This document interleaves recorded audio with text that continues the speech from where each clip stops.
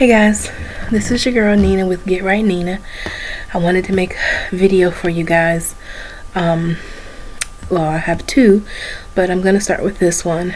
And if I had a topic, it would be a new perspective and how God used my job as an administrative assistant to help me to see the bigger picture and to see what's going on. So, I've been working as administrative assistant, and I used to do front office work and stuff like that, but I wanted to step my game up and I wanted to be a part of the team of decision makers. So I said, what position would allow me to get closest to the people in charge of making decisions? And I thought, your CEO or the person who's in charge or manager, because a lot of times, sorry about that guys, a lot of times you see things going on in a company, and I'm an entrepreneur by nature, so you always think of ways you can make things different.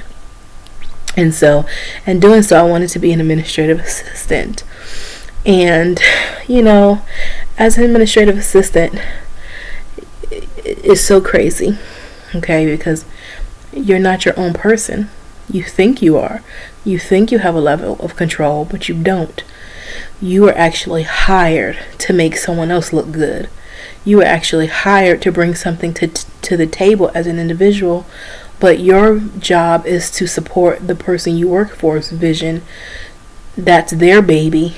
It's your job to support that person so that they can really care for their baby. And I guess when I say that God used my job to show me a new perspective, I'm going to tell you why. I was seeing videos on, you have so many people send you stuff on Illuminati, and every time you turn around, somebody's talking about Illuminati and this and that. But, sorry, it's a lot of hair. I'm not used to it. But, I was just looking and I saw Jay-Z's t-shirt, and it said, "Do as I will." And, do as I will. And I was just like, what is that? So I decided to do a little research and see what that was. And to do as I will is the whole of the law for the people who believe in that philosophy. It's a very anti-Christ philosophy. And it basically just says you're in control of your own life and your own destiny. You're your own God. There is no law for you. And for a while that sounds good. Even as a believer, when you hear, okay, I can do what I want, that sounds good. But let me ask you a question. If do as thou will is the whole of the law and there's no problem with lawlessness, then why are we persecuting ISIS? Why are we searching for them? If do as thou will is not a problem, why are we persecuting Jared Fogle? Shouldn't he be able to touch little boys and girls or teenagers if they want it? If they want it badly and he wants to give it to them? Or am I sick because I'm saying this even though that's the whole of their law? And if that isn't an issue and doing whatever you will is not a problem, why do we celebrate the lives lost at 9/11?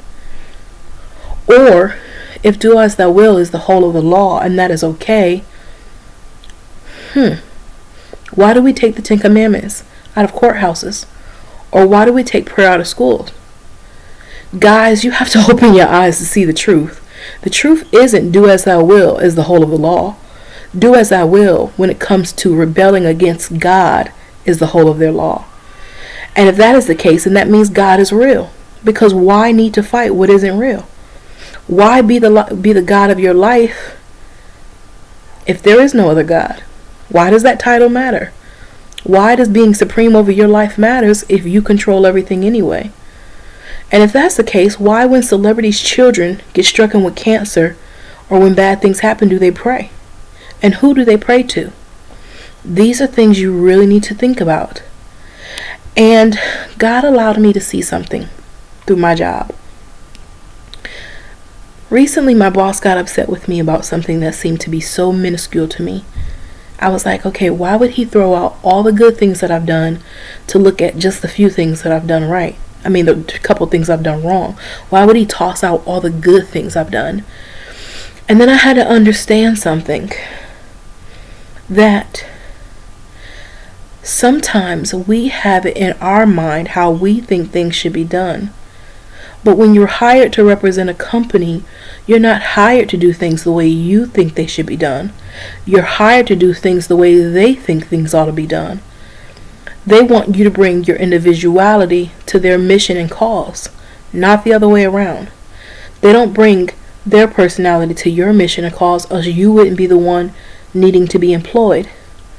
So God allowed me to see through my job and my position that although I was frustrated that he threw everything out the door and I couldn't understand it, it was because what I failed to do hurt his name, hurt his brand, hurt what he stands for and represented, hurt his nature or what he felt was important for his company. And if I hurt that, I hurt the bottom dollar. And if I hurt the bottom dollar, I hurt my bottom dollar. And so God allowed me to see that when he's talking about dying to flesh, which is one of the main reasons humans have a hard time with accepting who he is, because we've been in control of our lives, so we think for so long. I tell you what, plan your day tomorrow to a T. Control it. Tell me in a reply video, show me, don't just tell me with lip service and lie. Show me the next couple of days that you were able to control your day to a T and nothing came about that was unexpected. The reality is we don't control our lives. We never have. We have a false illusion of controlling our lives. So we have a hard time surrendering or submitting or believing in a God who is all control and who controls it all. Because then if we can't control God who controls it all, that makes us feel inferior or powerless, and we're made in his likeness and image. So we weren't designed to be that way. But because we're in a corrupt nature, God does not allow us to operate in the full potential that, not that he doesn't allow it, I'll put it this way. Just like how you wouldn't allow a stranger into your house without there being a relationship of trust. Even cable guy comes to your door and you have to see his badge. He has to show you proof of paperwork and that he works for the company. That's how it is with God. It's the same thing. And we've been in control or think we've been in control for so long that it's hard for us to come to terms with us not being in that driver's seat. The thing is, we've been through so much hell and high water and abuse, mistreated, rejected, dejected. A lot of times we equate our mistrust issues and things we've been through in life with who God is. We feel we can't trust God. We feel that what if he doesn't do what he says? What if he disappoints me? The thing about God is even when we feel disappointed, it's okay. Because guess what? By now, I probably could have had maybe 2 or 3 extra babies. Maybe 2. Yeah, 2 extra babies. I miscarried. I thank God. I didn't see it. I didn't understand why. I cried about it. Actually, I suffered quite a bit. But now that I look back and I think about my children, I think, man, what if I did have those kids? God was sparing me. I didn't understand it. But now I see. Sometimes we can't see things. A lot of times. God sees all things. So his no feels painful. But a lot of times he's protecting us. I beseech you, don't allow your inability to control God. Don't allow humans letting you down. Don't allow fear of God being a workhorse or this control force that you can't trust. Don't allow those thoughts to invade your mind and keep you from the most amazing experience known to man. Because when I get up in the morning, I get up knowing that I've sinned. But I get up knowing I'm fighting from a place of victory. That although I've sinned, I've put my confidence in God's Son, knowing that I was inadequate to keep God's law. And God himself knew that there was no human being adequate enough to keep the law on my behalf.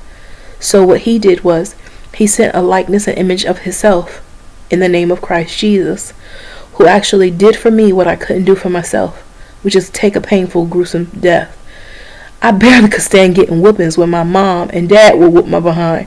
You think I could have carried a cross, being tortured, nails driven into my hand and in my feet, a crown of thorns dug into my skull, blood, gravity as you lift up? You know how that is when you get your tooth pulled and they put that gauze. You know that wind, that pressure. Imagine what he felt. And he took that because back then that was how they crucified people. He took it, and he probably would have took any kind of death for me because he loves me that much. And I'm not the only child. I'm not the only one he loves. He loves you quite a bit. So I pray this video blesses you and that you'll understand that God isn't who you think he is. That God isn't out to get you or to keep you from pleasure. In fact, God created pleasure. God loves sex. I'm sure Adam and Eve was getting their full of it in when they were in the garden. Imagine that. Adam saw bone of his bone, flesh of his flesh, beauty for the first time. He'd never seen that before. You can't tell me he couldn't keep his hands off of Eve. They had Seth right after Abel died, so trust me, God isn't out to get you. He's not trying to keep you from sex. He wants you to have it in the confines of how he designed it so that you'll be protected against HIV and teen pregnancy and broken families and dysfunctional households. So guys, I just wanted to tell you because God enlightened me to understand authority and understand submission and understand supporting someone's vision so that you're benefited as you support them. Because as my company thrives, so will my paycheck. And God used that to teach me, and I wanted to pass that on to you guys. I have another video that I'm going to make probably in a few days for the ladies because it's been pressing on my heart. But for now, that's my time. Talk to you later. Please subscribe if you can. If you like this video, please like it below. Leave feedback. Any questions you have for me, I would appreciate it. Any comments, even things that you don't agree with. I won't argue about my faith, but I will teach you what I know and I will share. Love you guys. Praying for you. Give God a try because he wants you to. Bye.